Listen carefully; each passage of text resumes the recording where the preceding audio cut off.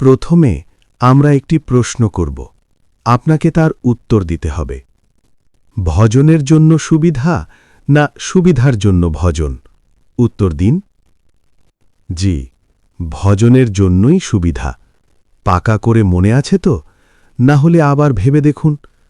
আপনি তো বৃন্দাবনে বসে আছেন, এখন বদলে গেলেন মহারাজ। এই জন্যই আগে প্রশ্নটি করা হয়েছে।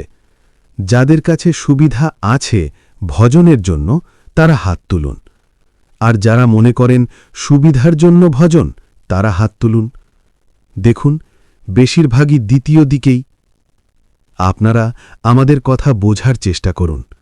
ভগবান সুবিধা দিয়েছেন ভজনের জন্য। ভজন অবিনশ্বর। এই অবিনশ্বর ভজনের বদলে সুবিধা চাইবেন না ভাই, তাহলে প্রতারণায় পড়ে যাবেন। ভাবুন তো, সোনার মুদ্রা দিয়ে যদি তুচ্ছ খেলনা জাতীয় জিনিস কেনেন তাহলে কেমন হবে? রাম নাম, কৃষ্ণ নাম, হরি নাম, রাধা নাম এগুলো অবিনশ্বর। আর তার বদলে যদি সাময়িক সুখ সুবিধা চান তাহলে সেটা তো প্রারব্ধের অধীনেই একদিন এসে যাবে। যেমন চোখের পাতা নিজের থেকেই অনায়াসে পড়ে যায়, তেমনি সুখ দুঃখ, ধন সম্পদ সবই প্রারব্ধ অনুসারে আসবে। আমাদের সুখ সুবিধা একটু বেড়ে যাক, তারপর ভজন করব, এভাবে ভাবলে হবে না। মায়া কখনো সুযোগ দেয় না।